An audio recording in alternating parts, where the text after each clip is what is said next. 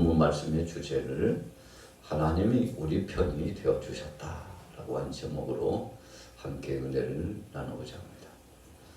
본문 말씀의 배경은 어딜까요? 사무엘하 8장 말씀 속에 나타난 대로 수리아와 에돔이 쳐들어와서 유다를 위협하고 하나님의 백성들을 괴롭히고 공격했을 바로 그때입니다. 우리가 전쟁에 능한 다윗이라 할지라도 하나님 편에서 힘을 얻고 사역을 진행했던 다윗이라 할지라도 그에게도 두려움은 있습니다. 그가 믿음의 사람이고 용장이었지만 그도 마음이 흔들릴 수 있는 인생이라는 사실입니다. 그래서 다윗도 이기감이 봉착된 그 상황 속에 하나님 앞에 나아가서 엎드렸죠. 사실 돌이켜보면 아찔한 순간이었습니다. 오늘 다윗이 당했던 위협은 두 가지였습니다. 첫째는 연합군들이 형성돼서 나라를 위협하고 공격해 왔을 때 위기의식을 느낀 겁니다. 자, 두 번째 위협은 무엇이었을까요? 가장 가까이 있었던 사람들과의 관계 속에서의 위협이었습니다. 자신을 아무런 이유도 없이 공격하고 폄하시키고 희롱하고 조롱하고 그리고 조소를 퍼붓고 적지 않게 다윗이 인생 여정을 살아가면서 그를 업신여기며 멸시하려 드는 세력들과의 보이지 않게 싸움이 갈등이 계속 진행되었음을 말씀하고 있습니다. 그래서 어떤 순간에는 야, 이제는 죽었구나. 이제는 내 인생 끝났나 보다. 우리나라는 이제 패망할 수밖에 없는 위협함 속에 이제는 모든 것이 끝장난 것이 아닌가. 그렇게 생각할 만큼 큰 위기감이 봉착되었습니다. 그래서 오늘 본문 말씀 1절과 2절 초입에 뭐라고 말씀했습니까? 자, 말씀해 보세요. 1절, 2절 같이 읽습니다. 시작. 이스라엘은 이제 말하기를 여호와께서 우리 편에 계시지 아니하셨더라면 우리가 어떻게 하였으랴. 사람들이 우리를 치러 일어날 때 여호와께서 우리 편에 계시지 아니하셨더라며. 자, 오늘 본문의 말씀은 큰일 났다. 이제는 소망이 없다. 이런 의미가 아니죠. 야, 이거 어떡하나 하고 위기감이 봉착됐는데 그렇지. 하나님이 함께하고 있구나. 이런 안도의 한숨을 쉬고 있었던 것입니다. 그는 기도의 사람이었습니다. 찬양하는 자였습니다. 하나님 앞에 일거수일투족을 맡기고 살아갔던 하나님을 전폭적으로 의지하고 그분만 바라봤던 사람 아니겠습니까? 그가 아버지 심부름을 하기 위해서 전쟁터에 나갔던 때가 있습니다. 형들은 징용으로 이미 징집되어 가지고 전장에 나가 있었죠. 그 당시 이스라엘의 제1대 왕이었던 사울 왕도 키가 참 대단했죠. 인물도 빼어난 사람입니다. 그래서 사울 왕이 뽑힐 때에 그도 참 세상 말로 표현하면 한가닥했던 사람 가운데 한 사람 아니었습니까? 그러나 블레셋의 용장, 그 키가 2m 70 정도 됐을 것이다. 거의 3m 되는 키를 가진 블레셋의 용장이었다고 그렇게 표현하고 있습니다만 거인 장군이 나와가지고 이스라엘 백성들, 하나님을 믿는 백성들을 능욕하는 겁니다. 다윗이 듣기에 거북스러워요. 그가 믿음의 사람이 아니었다면 그러지 않았을 것입니다. 하나님 말씀 중심의 사람, 하나님 앞에 모든 것을 의지하면서 살고 하나님 제일주의, 신본주의로 살았던 다윗이 듣기에 참 거북스러워요. 여호와의 이름을 망령되이 일컬고 택한 백성들, 이스라엘 백성들을 능멸하고 능욕하고 있는 그 소리를 들으니까 그냥 견딜 수 없었어요. 그 자리에 있을 수 없었습니다. 아버지 심부름만 하고 전할 것을 전하고 소식을 접하고 집으로 돌아올 수 없었습니다. 그래서 그가 사울 왕에게 청혼했죠. 저를 보내주십시오. 지금 하나님을 믿는 백성들이 능욕을 당하고 있고 여호와의 이름이 망령되이 일컬음을 당하고 있는 이 순간에 제가 어찌 가만히 있겠습니까? 저에게 보내주십시오. 여러분, 그 당시 상황에 빼어난 장군도 나가기를 꺼려했습니다.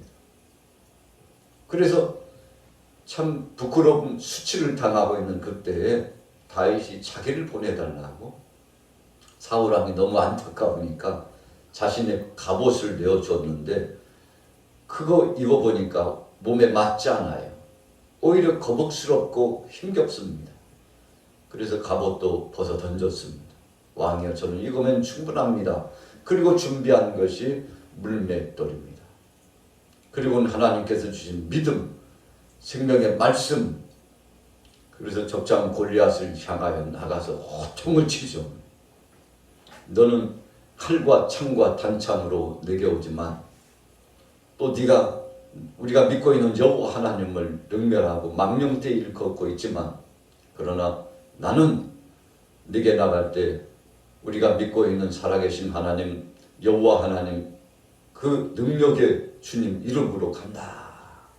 만군의 여호와의 이름으로 간다 하고 선포하고 용기 100배에서 나갔는데 결과가 어떻게 되었습니까? 하나님께서 다윗과 함께 하심으로 오늘 본문 말씀 1절과 2절의 표현이에요. 야, 그때 하나님이 우리 편이 되어주셨지. 그렇지 않았더라면 어떻게 될 뻔했나? 그 사람 앞에서 하나님이 내 편이 되어주셨지. 아, 그렇지 않았더라면 어쩔 뻔했나?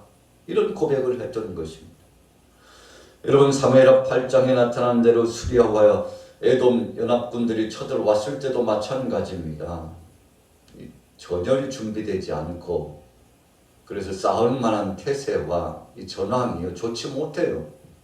그런데 기습을 해서 들어온 적군들 앞에 속수무책이죠. 당할 수밖에 없는 것입니다. 빼앗길 수밖에 없는 것입니다. 그런데 그때 하나님께서 다윗과 함께 해주시고 택한 이스라엘 백성들과 함께 해주셔서 하나님이 대신 싸워 주셨다는 겁니다. 여러분, 우리가 일상을 살아가다 보면 그런 때가 종종 있지 않습니까? 야, 어떡하나 이런 상황에 참 속수무책이고 수습불가능해. 이런 상황이라면 이제 끝났다. 깃발을 내리고 항복을 선언할까? 그렇게 생각할 만큼 위기감이 봉착되었죠. 다윗은 오늘 역사적인 그 정황을 하나님 앞에 고백하고 있습니다. 4절에 보세요. 그때의 물이 우리를 휩쓸며 시내가 우리 영혼을 삼켰을 것이며. 전능하신 하나님께서 지금까지 우리를 도와주시고 조상적부터 함께 해주셨는데 홍해를 도하할 때, 건널 때 그 상황을 재현해보고 생각해봤습니다. 요단강을 건널 때 그 기쁨과 축제를 돌이켜봤어요. 아, 그렇지. 그때도 다 죽는다고 아우성치고 돌을 들어서 모세를 향하여 치려고 하기도 했고 믿음의 사람들, 하나님의 백성들이 얄팍한 믿음 다 내팽개치고 하나님을 떠나고 차라리 애국으로 돌아갔으면 좋겠다고 아우성을 쳤는데 그때도 하나님이 함께 하셨지. 낮에는 구름 기둥으로 밤에는 불 기둥으로 함께 하시고 반석을 터뜨려서 생수를 내어주셔서 하나님께서 강물처럼 시냇물처럼 흐르는 물을 마시게 하고 몸을 적시게 하고 짐승떼에게 물을 주게 하신 그 하나님, 만나와 메추라기를 주시고 그리고는 하나님께서 우리의 옷이 휘어지지 않고 손발이 부르트지 않고 낮에 해에서도 밤에 달도 우리를 상하지 않도록 지켜주신 그 하나님이었지. 여러분, 그래서 우리가 하나님이 보호하시고 인도하셨던 그 역사적인 정황을 추억한다는 것은 하나님을 기쁘시게 하는 겁니다.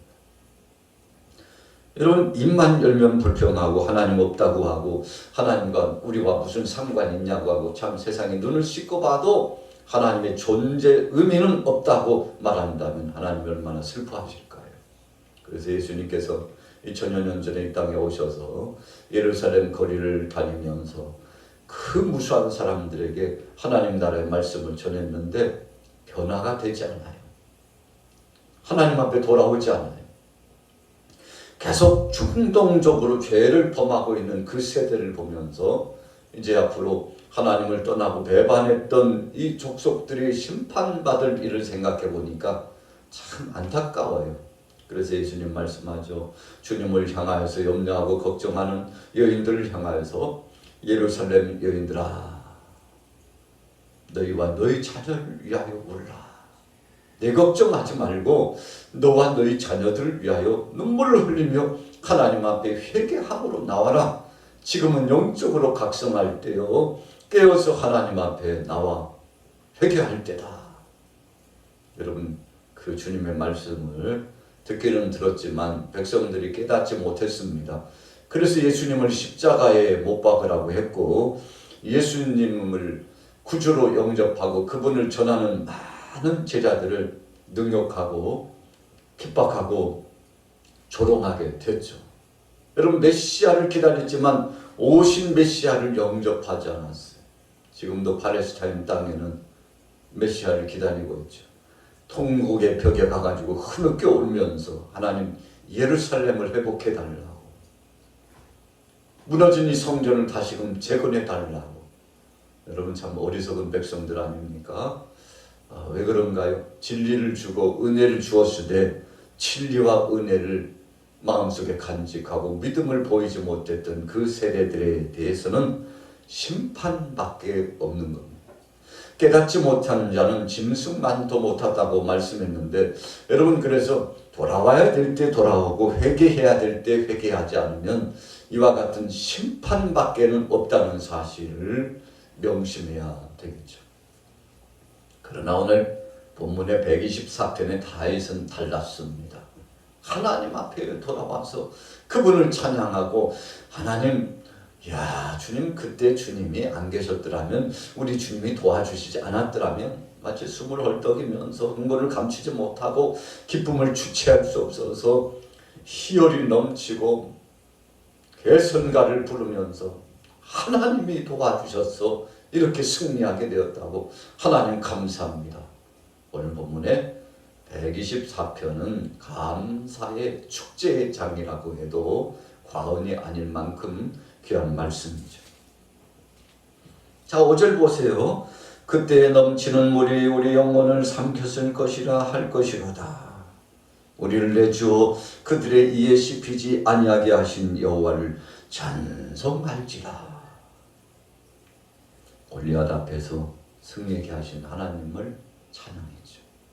모세와 미리암이 홍해를 건넌 다음에 속어치면서 찬양하고 손을 높이 올리고 하나님을 찬양하고, 체면이 다 뭡니까? 다윗은 여호와의 법궤를 다윗성으로 옮겨올 때 1차 법궤를 이동하는 데는 실패했잖아요. 왜 실패했습니까? 하나님 말씀대로, 하나님 뜻대로 행하지 않아서 3만이나 되는 사람들을 모으고 악대를 동원했지만 하나님 그거 받지 않으셨습니다. 호화로운 새 수레를 준비하고 거기에 법궤를 실어왔지만 하나님 그거 기뻐하지 않으셨습니다. 여러분, 하나님은 뭘 기뻐하십니까? 주님 말씀대로, 주님 뜻대로 진리를 사수하고 하나님 앞에서 겸비하고 코람데오 신앙을 가지고 믿음 안에서 살아가는 사람들을 보면 하나님이 칭찬하시고 복을 주시고 위로하시고 동행해 주시고 앞에서 끌어주시고 뒤에서 밀어주시고 사방팔방에서 도움의 손길을 주시지만, 하나님 뜻과는 상관없이 행하면 하나님이 고개를 돌리신다고 했습니다. 얼마나 두려운 것입니까? 그래서 우리는 하루를 살아도 하나님 면전에서 하나님이 보고 계시고 듣고 계시다는 심정으로 살아가죠. 여러분, 그래서 우리는 주님의 것을 늘 최선을 다하여 올려드리는 겁니다. 때로는 물질을 올려드리고 또 봉사를, 헌신을 올려드리고 시간을 주님 앞에 올려드리고, 주님, 내가 주님의 것을 도적질하지 않도록 나를 깨워주시옵소서. 주님의 시간을 도적질하도록 역사하여 주옵소서.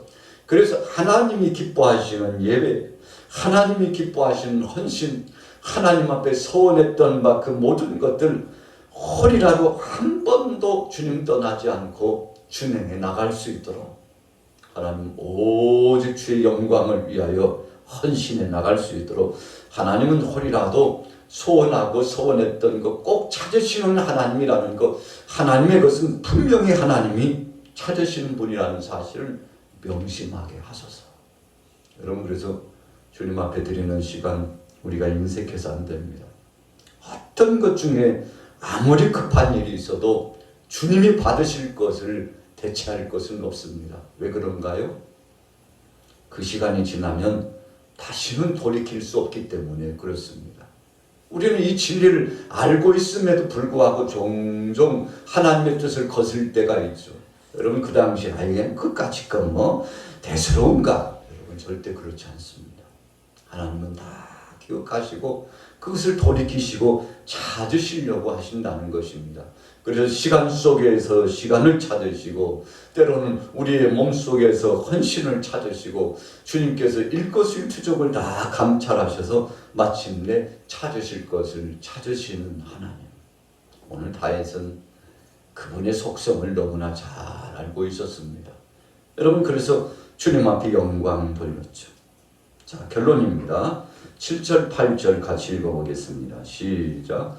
우리의 영혼이 사냥꾼의 올무에서 벗어난 새같이 되었나니 올무가 끊어짐으로 우리가 벗어났도다. 우리의 도움은 천지를 지으신 여호와의 이름에 있도다.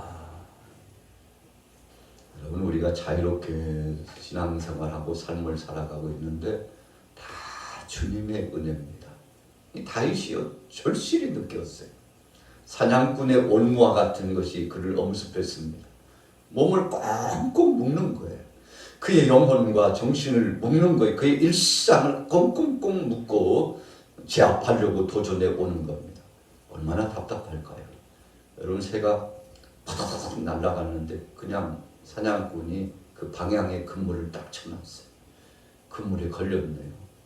새가 몸부림치면서 살아나려고 하면 할수록 그물에 이 깃털이 엉켜가지고요 꼼짝달싹도 못합니다. 그런데 어디서부턴가 구조자가 나타나서는 칼 같은 걸로요 그물을 탁탁 꺾어내네요. 그래서요 이 날개짓했던 새가 자유로움을 느꼈다는 것입니다. 오늘 하나님의 도우심을 그렇게 표현했어요. 주님, 내가 주님의 뜻을 떠나고 하나님 뜻 가운데 서지 못함으로 말미암아 내 육체를 꽁꽁꽁 묶고 내 정신을 꽁꽁꽁 묶어버리고 내 삶을 꽁꽁꽁 묶어와서 주여 말할 수 없는 고통이 찾아왔는데 주여 주님이 구원하시고 새롭게 하심을 감사합니다. 여러분, 다윗이 참 절체절명의 위기감 속에서 하나님이 풀어주시고 회복시켜주시고 치유해주시고 강건케 해주시니까 얼마나 감사한지. 여러분, 오늘 하루도 여러분들이 그런 자유함을 느끼시기를 축복합니다. 그래서 예수님이 분명히 말씀하셨죠. 너희가 진리를 알지니 진리가 너희를 자유케 하리라. 여러분, 하나님 말씀대로 주님 뜻대로 어떤 때는 그렇게 살면 시간도 손해고 물질도 손해고 모든 것이 손해인 것 같아요. 그 시간 아까워 죽겠어요. 여러분, 그러나 그거 하나님이 원하시면요 그냥 통째로 드리면 됩니다. 그러면 여러분, 우리 육체도 정신도 하나님 앞에서 강건한 자유함을 누리게 되는 것입니다. 우리는 이 진리를 알고 있으면서도 불구하고 종종 잊어버려요. 여러분, 잊어버리는 것이 비극입니다. 그러나 오늘 다윗처럼 주야 올무가 끊어졌습니다. 이제는 자유로운 자가 되게 하옵소서. 주님이 물질도 내게 주시고 건강도 주시고 시간도 주셨는데 그것을 주 안에서 누리지 못함으로 올무에 빠졌는데 주 이제 다시는 이런 미혹과 함정에 빠지지 않게 하시고 하나님의 것을 도적질하지 않도록 주님 나를 경책해 주옵소서. 다윗이 그래서 주여 내 편이신 것을 감사합니다. 오늘 여러분들이요 수요일 이 하루 동안도 하나님이 내 편이심을 경험하시고 믿음으로 승리하시기를 예수님의 이름으로 축원합니다.